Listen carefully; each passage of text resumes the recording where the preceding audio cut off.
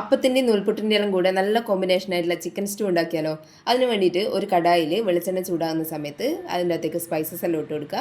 കൂടെ തന്നെ കുറച്ച് ഇഞ്ചിയും വെളുത്തുള്ളിയും പൊടിയായിട്ട് അരിഞ്ഞത് ചേർത്ത് കൊടുക്കുക. ഒരു സവാള നീളത്തിൽ കനം കുറഞ്ഞ് അരിഞ്ഞിട്ട് ചേർത്ത് കൊടുക്കുക. അതിൻ്റെ കൂടെ കുറച്ച് ഉപ്പും കൂടി ഇട്ടിട്ട് ഒന്ന് വഴറ്റി വരുമ്പോൾ അതിനകത്തേക്ക് പച്ചമുളകും ചിക്കനും കൂടി ഇട്ട് കൊടുത്തിട്ട് ഒന്ന് വഴറ്റിയെടുക്കുക. ചിക്കൻ ഒരു വെള്ള കളറാകുന്ന സമയത്ത് അടച്ചു വെച്ചിട്ട് ഒരു 5 മിനിറ്റ് നേരം കുക്ക് ചെയ്യുക. ചിക്കനിലെ വെള്ളമെല്ലാം ഇറങ്ങി വരുന്ന സമയത്ത് അതിൻ്റെ അകത്തേക്ക് ഉരുളക്കിഴങ്ങും ക്യാരറ്റും ഈ ഒരു വലുപ്പത്തിൽ അരിഞ്ഞെടുത്തതിന് ശേഷം അതിൻ്റെ അകത്തേക്ക് ചേർത്ത് കൊടുക്കുക.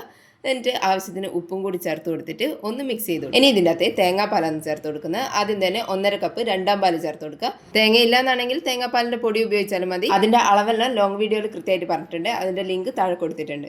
ഇനി ഇതൊരു 20 മിനിറ്റ് വരെ നന്നായിട്ടൊന്ന് കുക്ക് ചെയ്തെടുക്കാം. ചിക്കനെല്ലാം വെന്തിട്ടുണ്ടോ എന്ന് നോക്കിയതിന് ശേഷം അതിൻ്റെ അകത്തേക്ക് ഒരു 1/4 ടീസ്പൂൺ കുരുമുളക് പൊടിയും ഒരു 1/2 ടീസ്പൂൺ ഗരം മസാലയും കൂടി ചേർത്ത് കൊടുക്കുക. എന്നിട്ട് നന്നായിട്ടെല്ലാം കൂടി ഒന്ന് മിക്സ് ചെയ്ത് കൊടുക്കുക. എന്നിട്ട് ഒരു മിനിറ്റ് നേരം ഒന്ന് തിളപ്പിച്ചെടുക്കുക. അതിനുശേഷം തേങ്ങേൻ്റെ 1-ാം പാല് ചേർത്ത് കൊടുക്കുക. 1 കപ്പ് 1-ാം പാലാണ് ചേർത്ത് കൊടുക്കുന്നത്. ഇനി ഇതൊന്ന് മിക്സ് ചെയ്ത് കൊടുത്തതിന് ശേഷം നന്നായിട്ടൊന്ന് ചൂടാക്കി എടുക്കുക. തിളക്കുന്നതിന് മുന്നേ ഫ്ലെയിം ഓഫ് ചെയ്യുക. ഇനി ഒരു പാത്രത്തിൽ കുറച്ച് വെളിച്ചെണ്ണ എടുക്കുക. അതിൻ്റെ അകത്തേക്ക് അണ്ടിപ്പരിപ്പ് ഉണ്ടെങ്കിൽ അതൊന്ന് റോസ്റ്റ് ചെയ്തെടുക്കുക. പിന്നെ കുറച്ച് ചെറിയ ഉള്ളി നന്നായിട്ടൊന്ന് മൂപ്പിച്ചെടുക്കുക. അതിൻ്റെ അകത്തേക്ക് കുറച്ച് കറിവേപ്പിലയും കൂടി ഇട്ടിട്ട് നന്നായിട്ടൊന്ന് വഴറ്റിയെടുത്തതിന് ശേഷം ഈ കറിയിലേക്ക് ഒഴിച്ചു കൊടുക്കുക. കുറച്ച് നേരം ഒന്ന് മൂടി വെച്ചതിന് ശേഷം നന്നായിട്ട് മിക്സ് ചെയ്തിട്ട് സെർവ് ചെയ്യുക. രാവിലത്തേക്കെല്ലാം പെട്ടെന്ന് ഉണ്ടാക്കിയെടുക്കാൻ പറ്റുന്ന കറിയാണ്. എല്ലാവരും ഒന്ന് ഉണ്ടാക്കി നോക്കേ.